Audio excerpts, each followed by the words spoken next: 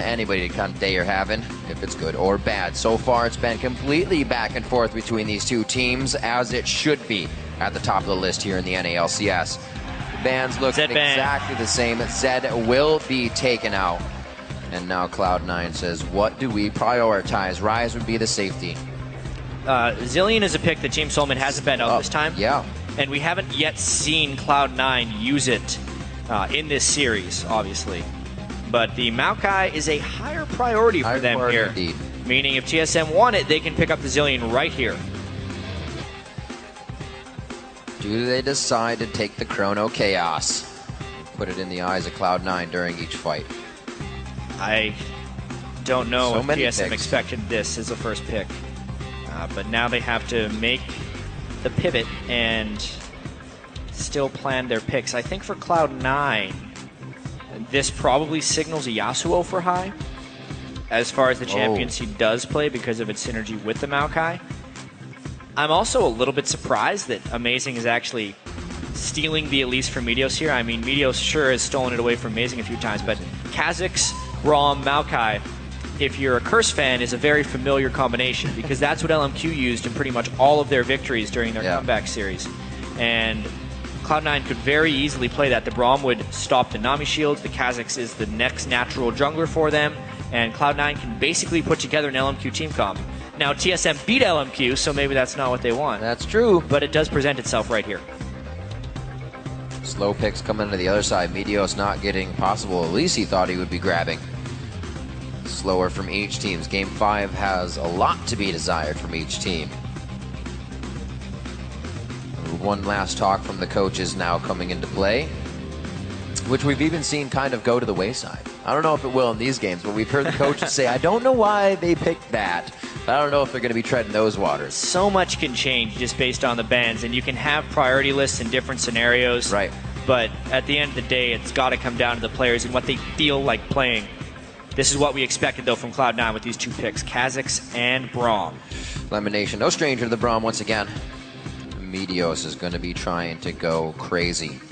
Something that they've had before. Will they be able to create the pressure they want, though? I do not know. There's so much initiation on Cloud9 right now. But for TSM, the fear they have to run into is not having enough initiation. Right. From the looks of it, they're going with something somewhat similar to last game, just no Rise. If they go Trist, Lulu here, it's probably that Ori or Xerath in the last pick. And it's a team comp they've kind of ran before, which they were defeated with, versus a lot of initiation from Cloud9. But if they do pick a Xerath or an Ori, there's a lot of AoE damage, and Cloud9's team is apt to group up into pretty tight corridors. Right. Getting that dive system in with the dive buddies, and it is going to be dive buddies all across the board here. Sneaky even having the option too. The Corki comes out for him. This, I believe, will be his first play on that against Curse. He went Trist, Cog, so bringing out the Corki here in Game 5. I like the Corki in this context. It sprinkles in enough magic damage to make it inefficient for TSM to stack nothing but armor. It's a very necessary AD carry in this context. Plus, it gives him that extra little bit of mobility, which he did not have against the Xerath last match. Right. They were definitely able to cut him down quite quickly. So Bjergsen does revert back to the Xerath. People have been saying they haven't seen him play it too much, but I'm sure he's got a lot of other different accounts. He's been putting it on, and wait, switches it up here. Shields on the team. They're going to play some protection. You can tell this is under some pretty intense discussion because Bjergsen has yet to have a poor game in the playoffs with Xerath. However, he is the strategic mind of the team within the game, and he knows right now they don't have enough playmaking if they don't have Orianna. There's so much initiation potential from Cloud9. Yeah. Unless TSM can actually force their own fights, they wouldn't have been able to win this game. So he has to go with Orianna, even if his Xerath has been more successful. More for sure, crowd control. TSM loves also having that Elise. They used to run it with the Thresh when they had Glebe for that catch. It's going to be great AoE. Nice pickups here from Team Solomid and Cloud9. A lot of top-tier picks in the hands of the players right now going for the #1 spot in the NALCS. Cloud9 versus Team Solomid, Game 5. We're locked in Champion Select. Yeah, it all comes down to this for the champions of North America. Whether this is a fantastic game for High or another blunder here. 1-9-7 in one game. I think he was 0-7 in the previous one on Ori. This time, Yasuo is one of his more comfortable champions. and it's within a composition that has a lot of built-in synergy for Yasuo. Right. Maokai Yasuo is a very, very common combo. Both teams have playmaking and initiation. I'm ready for this game, and I'm sure the fans are as well, here and at home. It all comes down to this. Everything is on the line, so let us know one more time who you think is going to win as we go into Game 5. Tweet that hashtag C9win or hashtag TSM win to us at LOL Esports, and we'll be updating that live throughout the game. I'm sure the players will feel that, the Twitter world aura as well. They know you're voting. It seems like TSM has a little bit of an edge in the Twitter vote every time we seem to throw it up. And it's crazy. Thinking back to TSM, a lot of the fans throughout the regular season weren't even sure if TSM was going to Worlds. Cloud9, even though they struggled, everyone kind of in the back of their head thought they're going to make it, and it was no doubt for them. But this TSM team, if they're able to win North America, would be quite the run, because they were meandering around the 4th or 5th place of the standings throughout most of the regular season. Right. But now they've finally come together. The Lustboy acquisition worked great. Loco Doco's had longer times to really instill onto the team, and now one game away from winning North America.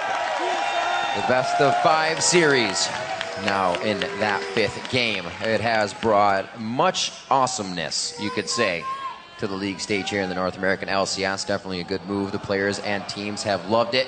We're going to get a quick back out on this one to make sure everything is correct, that it was not a certain rune load or whatnot. We're going to get a chat with Dyrus here as the team's completely silent.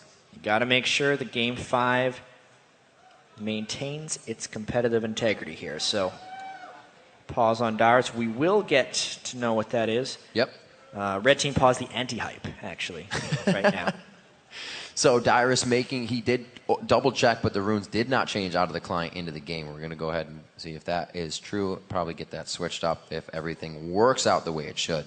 Seeing what the builds are probably won't be any different on the starting buys. And as well, the teams can't see each other's items as of yet. No one knows what was started with because the pause was so early. So a pause like this is before what is known as a game of record. It's one of the things in the rulebook. Game of record is basically the first time someone sees someone on the other team. And that has not happened. So this game doesn't exist yet. The picks and bans have finished, but reloading the game is as simple as just remaking. All right, looks like Lustboy has actually dodged out. Amazing as well. Haven't seen any of the members from Cloud9 just yet. So we may just be getting them in or the whole entire team, and we'll just go ahead. Yeah, balls just clicked out. So we're going to have a bit of a vamp time here. This is definitely going to kind of play on the teams. They're ready and raring to go. Obviously, they weren't in the game, like we said, no recorded games, so it's not like they had motion to do something. But a little more thinking time, maybe a little false start, but it's all right. The game will be remade. Exact same picks and bans, because as we said, game of record does not require a restart. The game hasn't happened yet. I'm just going to make sure I hop myself into the game as well as soon as they make the lobby. They'll be flying through the picks and bans. We won't have those up on the screen. Man, it has to happen right before Game 5, too. I was so ready to just start talking about the level 1s. Everybody's so ready. Oh, thanks, Chat. Yeah. But is everybody still ready? Yeah, I think they're ready. All right. I like it. Several thousand fans here at PAX. We got hundreds of thousands of people watching on stream. Yep. Heavily viewed finals that's just the bathroom break. Everybody's Labor Day running, weekend. getting drinks, getting the candies, concession stand, hit it now. Go quick. Very quickly, because this game could happen at any moment. When's the game coming up, man? I may have missed it. I'm looking for it. Let's see. I don't know if you missed it. Yeah, well, whatever. No, you didn't. It's up. Bam. Thank you.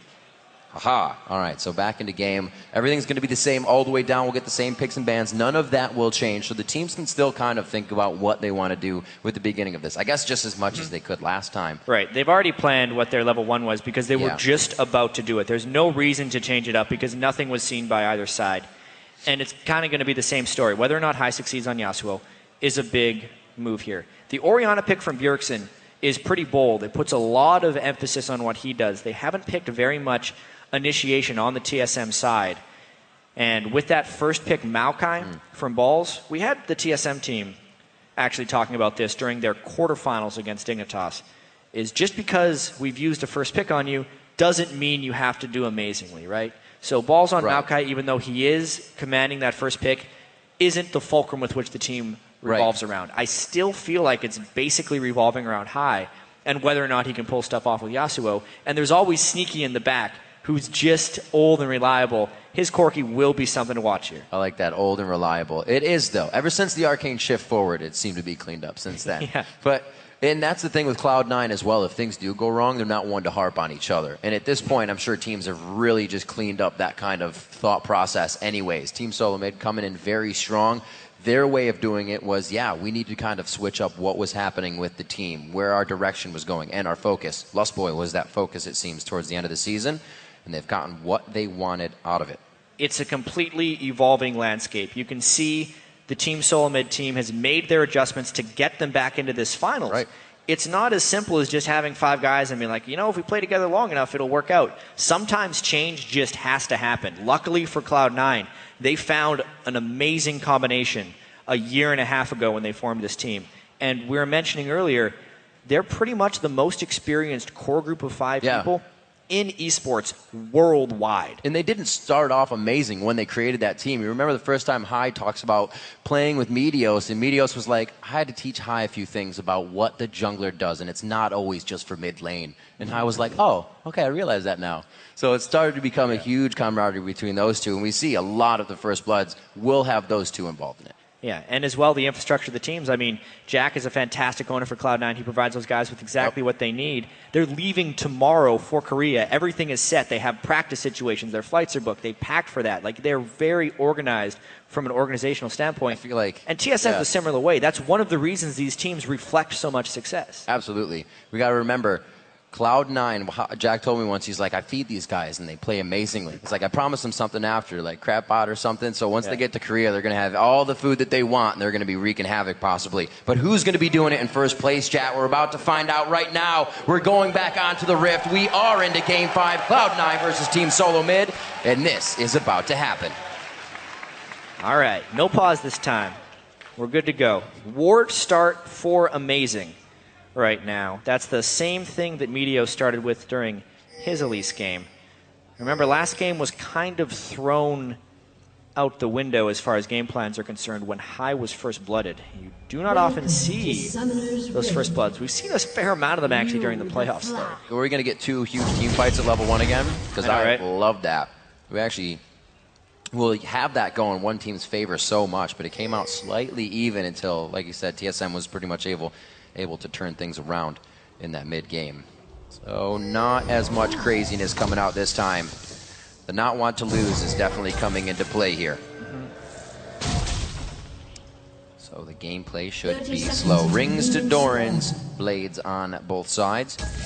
It looks like top lane's going to be matching up equally with a little bit more on the support side of Dyrus as he's chomping down some cookies. So good movement by Cloud9. Both teams getting privy knowledge of what's going to be going on towards the boss. Everything they need, everything quite simple. Yeah, there's always that question of whether Cloud9 decides to switch up the lanes for this one. They've had success laning Braum with Maokai, just withstanding the harass. It always looks a little scary, but they've managed to do it in both of these games. And Sneaky has turned himself into quite a solo lane threat. Done it with Trist and Kog'Maw. This time he's going to try his hands at Corki. And that looks like the setup that Cloud9 is going for. Now the question will be, when the teams have been on this side of the map, right, their rotations and their jungle patterns have been nearly identical every single time. It's been Meteos starting blue buff going to red, and then looping all the way up top to go for Dyrus. If one team, it's a big mind game here because they know what happened in the other games. They've figured out what they've done. Does one team try to counter, or do they just completely switch it up because it's a game 5? Not much in the room of countering right now, but it would be the first stone thrown here. It looks like they're going to be doing Wolves Wraith, so easy start for this. I would be surprised if Meteos were to go for that top lane. It'll be kind of hard to get the kill onto Dyrus, especially with the Sneaky on Corki. So it'll be interesting to see. That early ward again from Amazing. And we are off and running. Both junglers towards the bottom side now. We finally get the 2v2 matchup chat here. Lustboy trying to gain brush control, elimination as well. Getting right in his face. Yeah, they well, used... that's 2v2, but yeah. They used the Targon right there, or the Relic Shield, to push the wave a little bit early. I actually wonder if TSM's going to try and freeze a little bit, because there's a chance they could deny some experience now that Balls and Lemon have decided to push. Back and forth, you see Hai using the the Steel Tempest to get that cleared as much as Bjergsen is trying to push it into the turret. Nice block by Lemonation. Just a very nice back and forth. So much harass going down with the farm in these lanes. It's a small advantage they're trying to be gained. Yeah, Cloud9 just doing the sapling shove right now. But at the same time, if they take a little bit more harass, they will not be able to stay in lane. Dangerous game they're playing down there. Sneaky trying to deny Dyrus a little bit of experience here. He's not going to lose pretty much anything off of that, but little games. And check this out from TSM. They were so prepared for that Meteos roam. Instead of trying to counter it, they just gave Dyrus the absolute best vision. Both of the jungle exits that Meteos could have taken to make it to the top lane have been well warded by TSM. When Dyrus has been able to live in the top lane, he is able to put up numbers for the team. So to get him going, really good in the playoffs. He seemed to turn a switch here coming in this weekend. Bjergsen with the clockwork wind-up passive. Good tongue twister there. As he starts hitting down onto high. And here we have the first movement from Amazing. He's going to be hatching that ward, though. So knowledge of him is going to allow Meteos a little free play here. What does he decide to do with it? Focusing on this High and Bjergsen lane once again. Something that High has, more so than a lot of mid laners, is an incredibly short memory as far as forgetting mistakes. Even if he's died 10 times in a previous game, he'll turn around and have a fantastic game afterwards. I guess it's a selectively short memory. He remembers the good plays and always forgets the bad ones See what he did in order to perform and not go on tilt. Absolutely. That's a huge thing to have as well. Not worrying about what happened in the past. Let it go and move on to that next game. Especially putting himself on a different champion now. He's got to have a clear mind. 5 minutes into this one, nobody has a big lead. But we're seeing that textbook push here on that melee lane on the bottom side. Turtle getting close, but he does not get any extra damage under the turret. And there's no summoner heal for these guys, so it's just the exhaust that would be on Lemon Nation if they decide to fall in here. That's really passive, you're right. I wonder if this is the time or the game where the lane breaks. Balls has already used his teleport to make it back here. He's just so good at being passive under this turret with the Braum shield to prevent all lanes. They are losing out the battle CS here, though, because you can see Maokai 23 CS, but this time Dyrus is farming very well against Sneaky, so he's basically matching his farm. Meanwhile, Wild Turtle would be a good 22 ahead of Balls. This lane setup, while it has been successful for Cloud9 in 2 games prior, isn't nearly as successful this match. You can see how much consideration Dyrus put into that tri-bush. 3 steps back, trying to taunt somebody out of it. He's like, I think it's finally clear. And of course it is. Meteos is here taking Wraiths right now. No real windows for either of the junglers to get in just yet. And where that ward was placed by Amazing, and Meteos cleared it out, he actually placed the pink ward. Not really seen them placed there before. Right next to the mid turret. Yeah. You can see they're on high alert, for sure. Absolutely. Trying to account for any type of sneaky move each other would make. What this game 5 is all about. Momentum plays such a heavy part. The first kill must game 5 feel so different than any other nice, game. Though. They're going for such an early dragon, knowing that the AD carry was top and they would have a teleport advantage with an ultimate. This is the perfect timing. It's something they didn't do in either of their first 2 games. And they have the shield. Check it. They're going to try for a steal, but that is a really dangerous steal. Lustboy has the number on this juggling. He's been doing it so well. That's not going to be the steal. In and out, actually, for Meteos, which is not going to help for early initiations on him. And TSM comes out clean there. Yeah, it means Cloud9 can't trade anything else for it either because they actually did make the move to go down. It's just there's no objective to actually warrant that move anymore. Really nice play there. TSM is beating Cloud9 to the punch. Yep. Hardly taking any damage on it as well. Allows them to go back quickly without being stopped in their backs and just come back to lane. Sneaky trying to deny everything he can as we have him switched back around. Maokai's going to go back to the top now. 33 to 55 there. See if Dyrus tries to take initiative on Balls. 6 as well to level 5 here in the bottom lane as Lemonation knows Sneaky's going to be safe to go forward. Yeah, and while we have a moment, the jungler's taking their second set of buffs. I really just want to say, I think it's a really good thing for the North American region that they're challenging each other at this level. Last year, Cloud9 went in very lackadaisically to the finals. Whew. Of course I thought I had a minute when Sneaky gets aggressive. He has the level advantage on Turtle right now, which is one of the big reasons those missiles are cutting in down. But yeah, Cloud9 was never challenged in North America last year, which made them a little bit lazy coming into Worlds. With the struggle they've had in the regular season and the battle that TSM has given them in these finals, win or lose, it's just going to create completely different mindsets for both of these guys going in. Cloud9 because they know they can be challenged, and TSM because they know even if North America may not be the strongest region, they can be right at the top of it. Absolutely. It's kind of hard to work on things when you're always winning. That's what Cloud9 kind of walked into that with, and they said, well, it's not going to work here. Everything's been changed up since for a lot of teams. And right now, this is what they need to bring to Worlds. 72% in that vote, swaying quite hard in favor of Team Solomid with a 1,000 gold lead. And still pressuring the level up. Still not 6 on the side of TSM. 7s and 5s coming in from sneaking elimination as they harass, but freeze nicely in that bottom lane. Yeah, still the early game going slightly to TSM. The lane swap that Cloud9 pulled off was heavily punished by TSM this game. Sneaky got a 1-level advantage, but it cost them so many objectives.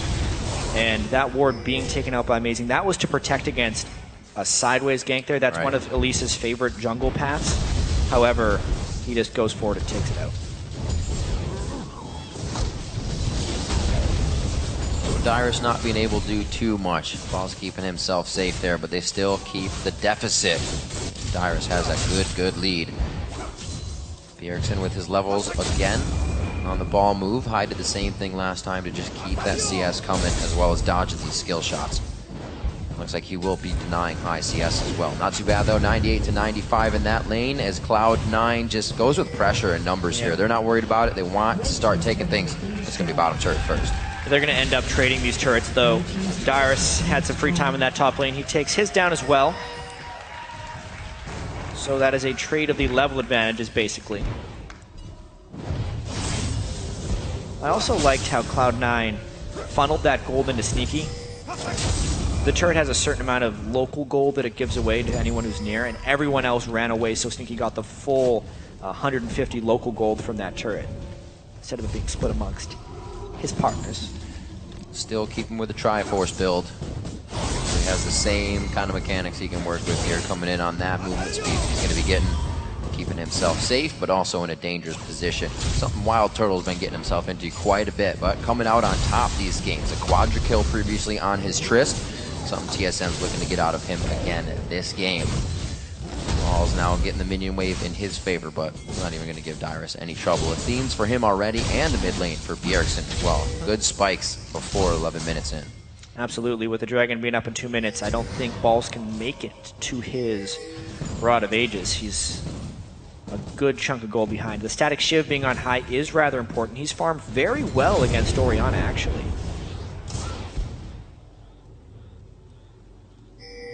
Also, as far as combat effectiveness, Meteos finishing his Elder Lizard, amazing with Sightstone. But is that lack of vision going to cost Balls his life? Twisted advance just for movement. Nothing's really going to help him. He has a flash for over the wall towards the white gear if he wants to try and do it, but he's going to go for the forward flash. Oh, Meteos thought he had it, but he used the Q. Or Amazing, rather, sorry. Takes down the kill. Yeah, at least he made Amazing use his flash, but he was unable to escape that one. Nice kill there by Amazing. Also going to delay Balls' Rod of Ages even farther. Meteos making some moves, trying to get the sweeper at least to get a little return on investment there, but they find no wards. Elimination's going to alert them of this rotation. Mid turret could be going down quite soon here, but they're clearing for the Dragon.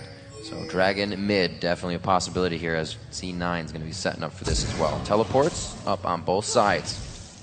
Heavy pink ward control by TSM around this Dragon.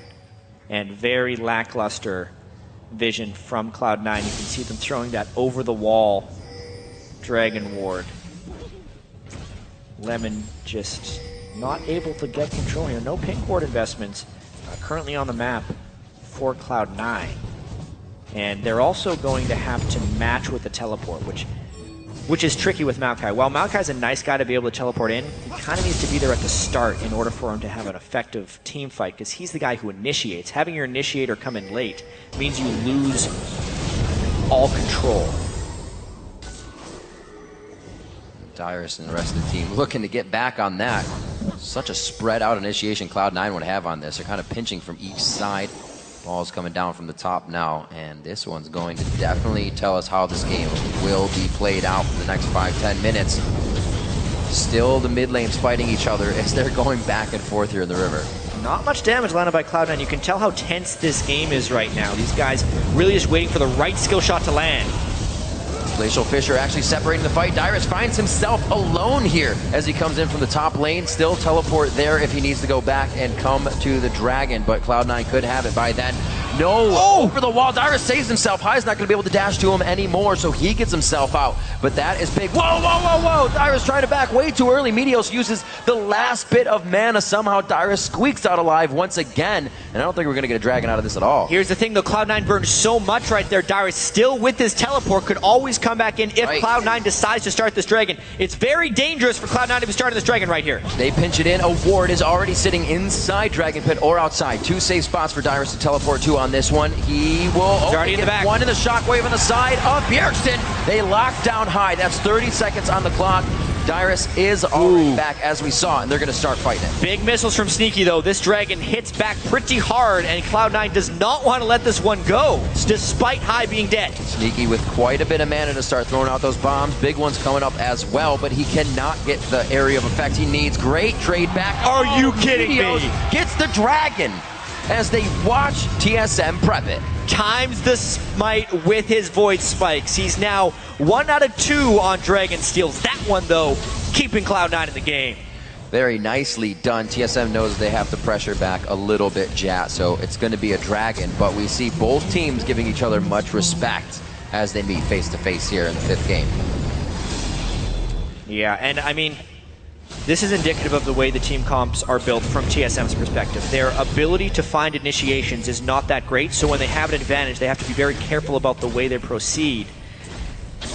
That time they did get the kill down onto High because of a nice shockwave from Bjergsen, but until Wild Turtle's much more farmed, they won't be able to turn those into really big fight wins. Whereas if Cloud9 actually pulls ahead by a few thousand gold, it's much easier for them to force and end the game, putting TSM in a slightly precarious position. Sneaky as well with the Triforce built, so when they get up to the turrets, they're going to be falling down fast as well.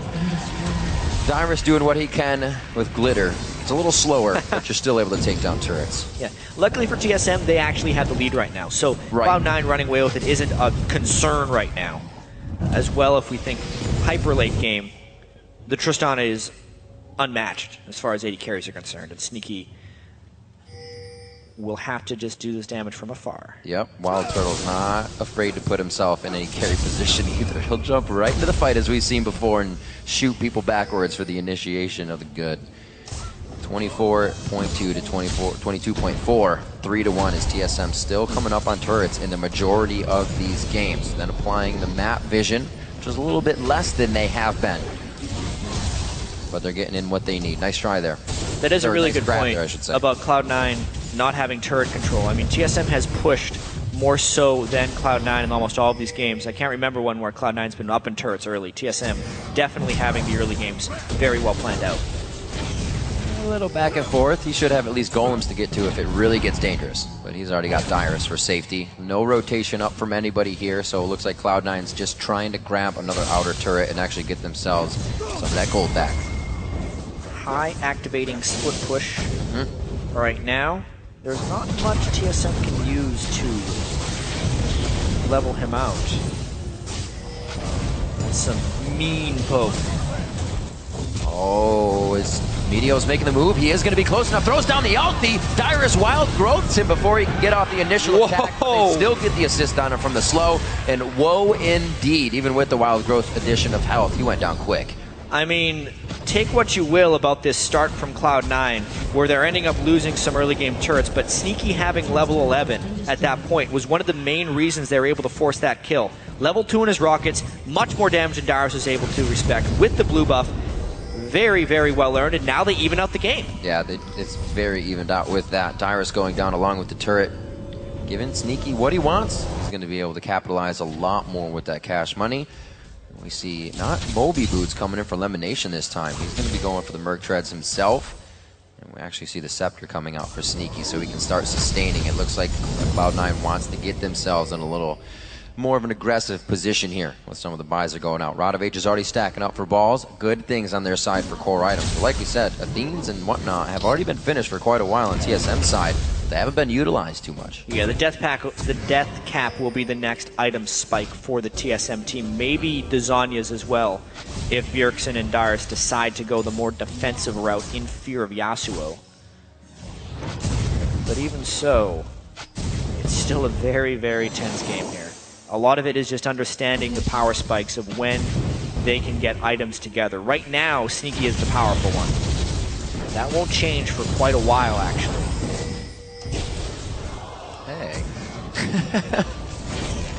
It was a good cocoon, I'll give you guys that. And now it's actually a nice split push. You can see the Void Spikes keeping TSM at bay while High gets some free time at this turret.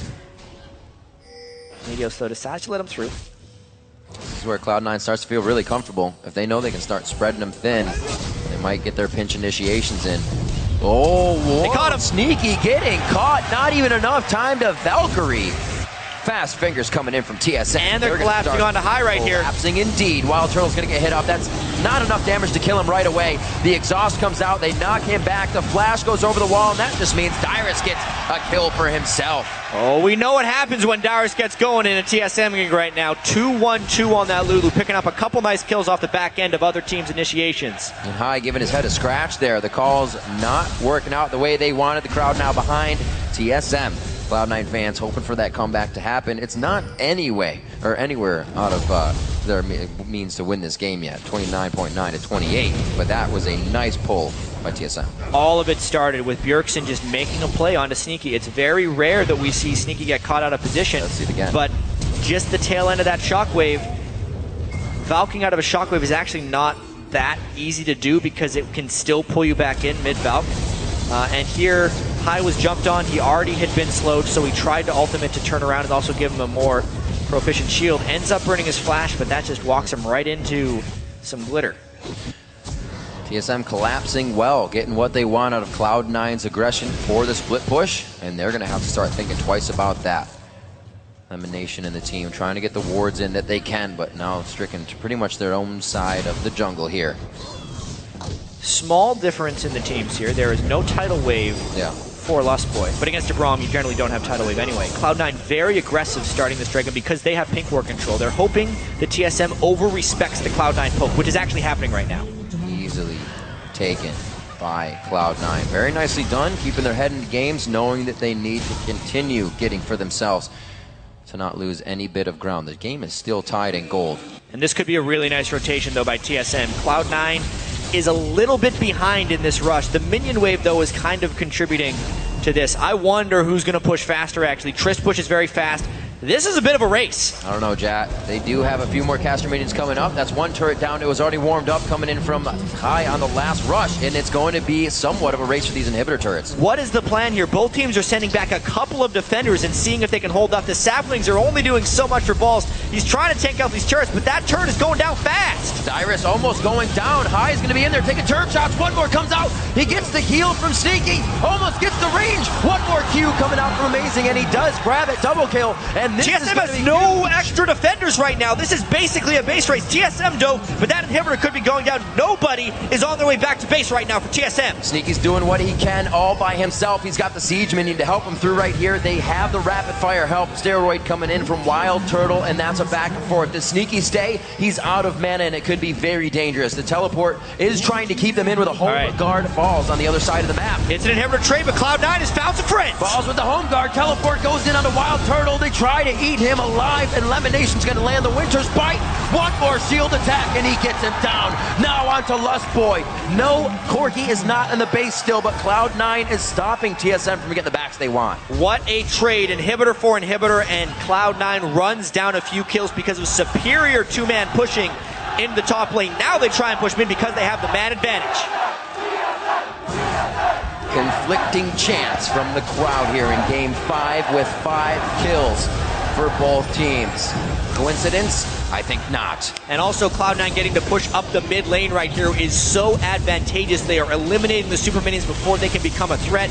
They get the turret. Whoa, whoa, amazing. Going very hard here. They think they have the backup coming in from Bjergsen. He can still get the repel for safety, and that definitely gives Cloud9 something else to think about. Looking at a lot of down summoners here. Sneaky without any mana, but it's just for the pressure. They're going to keep it on to make sure they don't have an easy back.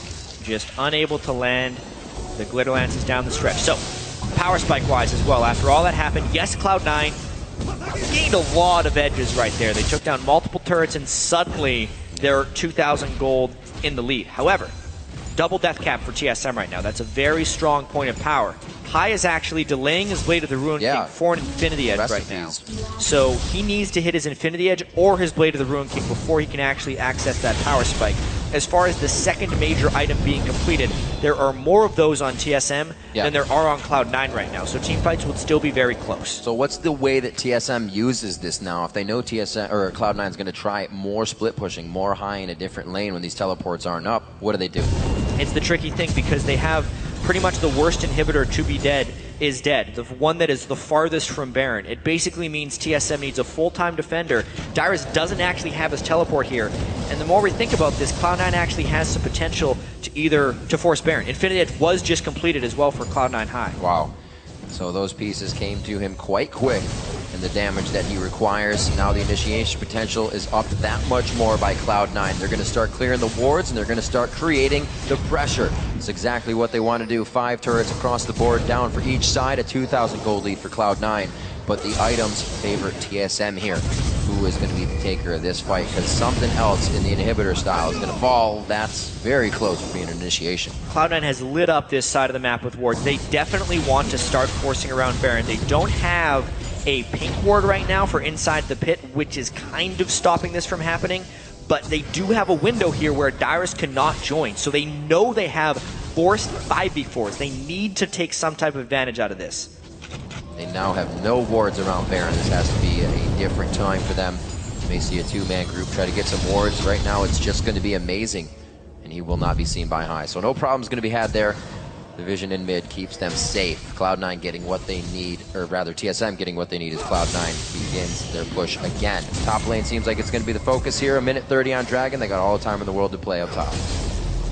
This is one of those times where you wish you actually bought multiple pink wards. It's something that certain supports do, as they will keep a stock of them in there, because this siege, they don't have time for someone to go back to base while Dyrus is off in the lane. But because they don't have that second pink ward, their Baron control is really lackluster, and it's making them miss out on this golden opportunity where Dyrus was trapped on the other side of the map. Well, it looks like everybody together. These teleports being down, not making people feel comfortable. Dyrus pulls to the mid lane. Bottom is easily pushed up to the river, so no worry from that. And Baron is really going to have to be the focus here. Sneaky in the team. Start to pressure down mid. As High is on the roam, and TSM have no vision of any of that. They can go a 2 or 3 man here if they get Maokai up here. Yeah, so all those wards will provide some vision superiority in Baron, but that's actually not what Cloud9 is probably going to be forcing next. They want either a team fight with High or the split push because of his Infinity Edge into the exposed inhibitor. See if they can find it. 26 minutes into the game. Very, very early into it, and we're getting a lot of action from these two teams. Respect with the poke. Bjergsen still on the front line looking for a nice shockwave. Wild Turtle will not hesitate to jump in. Do they really want Braum here? That is they're a little bit cut off. To sweep in. They hit perpendicular to TSM's grouping, and it looks like they're on Amazing. That's going to be big to go down. Can he get a repel up if he's not already used it? He is going to be safe on the backside. A nice tidal wave to disengage a huge amount of damage onto Lustboy, and that is what is coming out of Wild Turtle right now. This is not TSM's base that they have their back to, though. This is Cloud9's base. They're going to be hitting that inhibitor and forcing Cloud9 in. Yeah, actually had me confused because the shots are coming this way. Wrong way, guys. Cloud9 need to enter back into your base. TSM's being pushed towards the Nexus, and it looks like Cloud9 is even afraid to get into this one. They have to choke to get in the middle. They have to get in range for that shockwave. The cooldown discipline of these teams is remarkable. Still no Yasuo, still no shockwave until now. The shockwave! Ball goes in, twisted advance, throws down the Maokai Maelstrom, and it looks like they're going to mitigate enough damage to tear this fight apart in the start. It's going to be Wild Turtle now in the eyes. 4 down for Team Solomid. Dyrus is forced to run for the brush, and Cloud9 heads for Baron. And that is going to be Baron right there. While TSM made the move to get the inhibitor, they missed the shockwave. That absolutely critical spell that Bjergsen picked Orianna for to create a fight was whipped, and Cloud9 absolutely punished them for it. It happens both ways, Jad. We saw High do a few of them last game, and it is detrimental to the plays happening. Baron's going to go down now. Cloud9 picks up a huge lead. The stats from Baron, and they're going to be able to run with this for a full, fresh 4 minutes. No contest here as well, so everybody's going to make it out nice and alive. Even Maokai was able to pick up that Baron buff because he respawned. Take a look at this fight again. I mean, both teams were pretty low from that, but because the Shockwave missed Sneaky, all bets were off. They get a nice ultimate off onto Bjergsen. He is not a part of the fight and tries Wild Turtle Mate. He just can't get through everyone on the Cloud9 team. Sneaky was enough of a force at this point in the game that he could just finish off. Cloud9, though, doesn't shop after the Baron, and TSM is very heady to go and get this next dragon. Seeing what they can get. They know they just walked through rewards, so they're not going to be stopping there. 256 gold off of that dragon grabbed across the board. 2 of 4, but the Baron is not what's ticking around them. You're going to have to be very careful, but they do have bottom turrets to push. TSM knows Cloud9 has to go back to base, so it's actually really smart of them to try and keep this pressure up. They want to get as much gold as possible while Cloud9 has this Baron buff to neutralize the game. Only looking at one really good guard right now on the side of Cloud9. And it looks like they're not going to have to really utilize those. TSM backs off after grabbing the turret. They don't want to be messing with full health Baron team Cloud9 right now. Only a 3,000 gold lead was grabbed out of that. Still the item, actually no, the item thresholds are starting to match up. 3 items on the favor of Cloud9 now with all that gold they've gotten.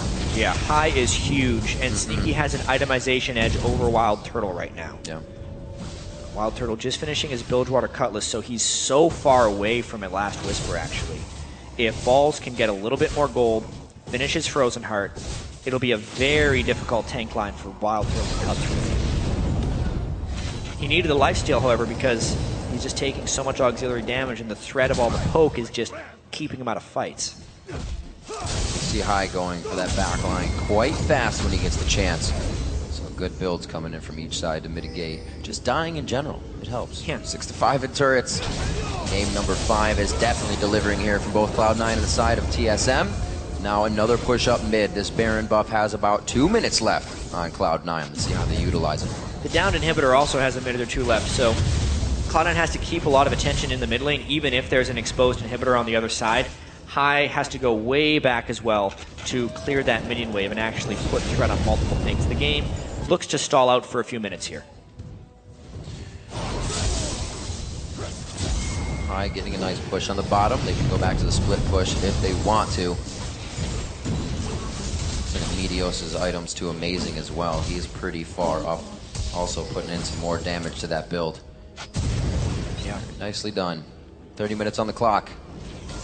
And the one bad sign here for TSM, even though this is still an incredibly close game, is most of it is being dictated by Cloud9. Even TSM getting the Cloud9 inhibitor was Cloud9 funneling them into a point with which they couldn't return. They took the inhibitor as a byproduct of that, but then still nearly got aced and ended up losing the Baron. Cloud9, with their greater initiation tools, are pushing TSM around the map.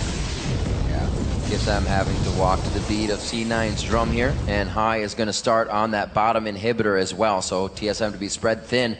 This middle turret, not really what they're worried about right now. Cloud9 trying to get some vision over the wall. TSM still lacking a bit of wards on this side. There were so many shields on Wild Turtle there, Yasuo actually wouldn't have done anything. That's one of the great things about all the protection they can offer him right here. Although they still have Baron buff for a little while longer.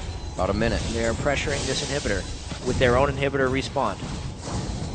Very nicely done. Get these super minion waves going, and they can really start to stop TSM from even wanting to engage back. Dyrus will have to be back at the minion waves, clearing them at the Nexus. That's what High's trying to get out of this inhibitor, but nobody can really follow. Nobody wants to get rocked by the shockwave. Yeah, that last push looked really dangerous for Cloud9. Balls took a fair bit too much damage, but Dyrus has got a lot of damage dealt to him. They are going to recall, though. It doesn't seem like Cloud9 wants to continue this unless Balls is willing to teleport back in. They're going to stay for the long haul on this. This is interesting. They are doing this 4v5, actually. He has a teleport ward just behind the team if they really require to get into it. Nothing's pushed towards the top lane, so they're not going to just be going around the horn on this one. They get this inhibitor. They're going to try to Balls go strong is waiting fight. for a home guard teleport, it feels like. There's now one. he's teleporting, and he does have his home guard boots, but it's right on top. Turtle! Oh, wow! Grabs Turtle, forces him out of the fight, but do they have damage on the inhibitor? Yes, Sneaky is focusing that. High gets one Steel Tempest off on the final one, and he is focusing it as well. Balls, he's getting the Grievous Wounds, but he will be all right from the burn of that explosive shot E. And it looks like they are able to disengage after the inhibitor. Exactly what they wanted. They were just waiting for the tree. They got the inhibitor, but it wasn't easy. Balls was just finding his moment for that home guard teleport. And pushing Wild Turtle gave them enough time to get that inhibitor down, but amongst all that, no shockwave was used. You can see how protective Bjergsen is over that. When he misses it, it basically means a lost fight, so he's holding it for the pressure of having it. Even so, another down inhibitor with 2 minutes on Baron will create another difficult situation for TSM to defend. Well, missing one will definitely make you second guess about throwing another one out, and especially in the base, like you said. Just too dangerous to not have that. So holding it, definitely a lot more pressure for the team. Just about a minute across the board for our objectives. Dragon and Baron about to come up, and TSM has the wards on that. The Cloud9 should be clearing quite soon. Tried and tested this best of 5 is for these teams here, and they are doing quite a great job to really rise to the occasion. Yeah, this best of 5 has been going on for nearly 5 hours now, but it wouldn't seem like that. Man, I'm ready after like a 45-minute game to be done. At this point, 34 minutes in, it can't be much longer until we crown the North American champion. Oh, yeah. This has been such a close series, pretty back and forth. This is the first game where High has had a neutral performance. 2, 3, and 4, so it's definitely the closest game we have had this set. I can't imagine what the players are feeling right now as well. Everything kind of riding on their shoulders. Nobody wants to make that one mistake, but everybody wants to be able to make the play as well that will carry their team to victory. If you get the chance, not saying Lustboy is going to dive in with a tidal wave to initiate the fight. I'm sure he'd like to. That'd be a hell of a highlight. Yeah, 5-man bubble the tidal wave. However, picking a Nami in this game, you almost can't even use your tidal wave because you're against a wind wall and a Braum shield. Yeah. It's almost sure to get canceled. It's actually more threat for him to not use the tidal wave because Braum is kind of trained to save his shield for a tidal wave. Yep. So if he just never use it, Braum may never use his shield, and it's a really good ability for Braum, yet your tidal wave is going to get canceled anyway. Cloud9 grabbing up everything around the map. Not going to be hard to get that one. The gold, not really going to help because they're not getting back to buy just yet, but they want everything to deny from Team Solomid. It's going to help out. Sweepers across the board with the Scrying Orb going to Dyrus. So they have vision if they lose control over Baron. That's not going to be a problem, but just getting Baron away from Cloud9 is really the task here.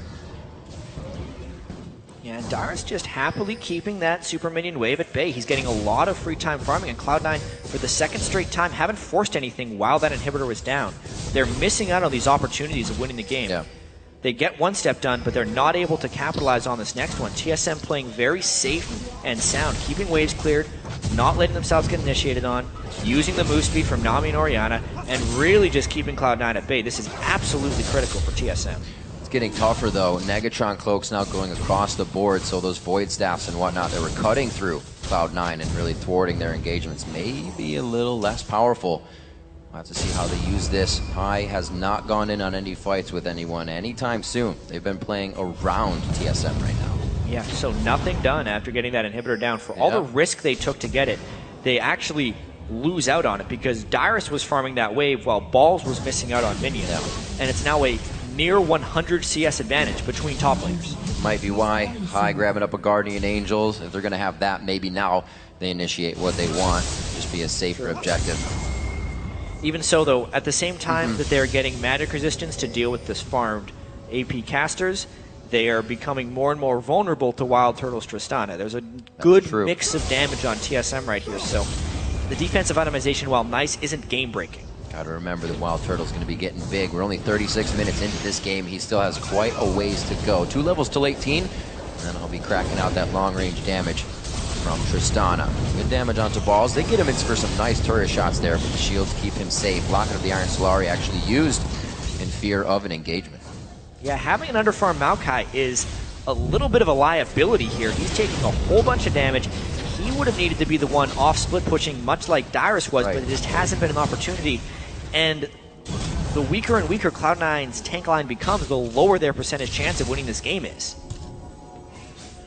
TSM trying to dictate mid lane here. Cloud9 will walk parallel for a little bit, but how long can they do this? We saw Team Solomid kind of get inside Cloud9's base a little bit ago, and it seems like they may shove them out once again. Well, this one is a little bit dangerous. They have the backline approach. Meteos hops in, actually. That's the dodge. TSM has avoided quite a bit. Teleport from Balls coming in actually from the base. Home guards are not able to utilize this big engage. Dyrus just out of range on that. Home guard wears off. Not much damage from the shockwave, but the control TSM needs to reassess the fight. Balls gets hit up. The Glacial Fisher on the backside. They bottleneck into this fight and are going for broke. High goes in, tries to get his ultimate down. Last breath has already been used. Coming up with focus. Wow, Turtle! Angel, Turtle on the triple, Turtle on the quadra, Meteos on the outside. A second quadra in the playoffs for Turtle. And even with the kills, even because the fight was so close to Cloud9's base, this could be the end of the series. This could be it. Team Solomid looking to dethrone Cloud9 as the North American champions. They lay down the ward, so they have all the vision necessary. A 10-10, 40-minute game, 60,000 gold apiece on each side, and Meteos trying his damnedest to stop it. And after all the tension, TSM finds the fight, and Wild Turtle goes wild right there on that last fight, outplaying Cloud9 and carrying TSM to the championship. That's the ace. That's the game. TSM goes the full 5 and takes down Cloud9 to be the 2014 North American champions.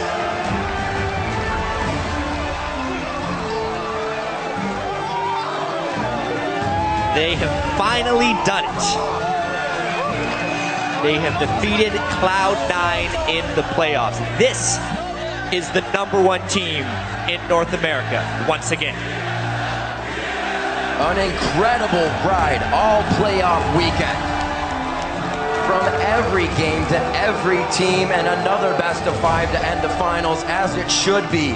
Tried and tested were both of these teams throughout the entire game. 40-minute matches apiece, trading each other's champions back and forth in Champion Select to take each other down. But TSM comes out on top. The mental fortitude and prowess of the best of 5 series playing in their favor.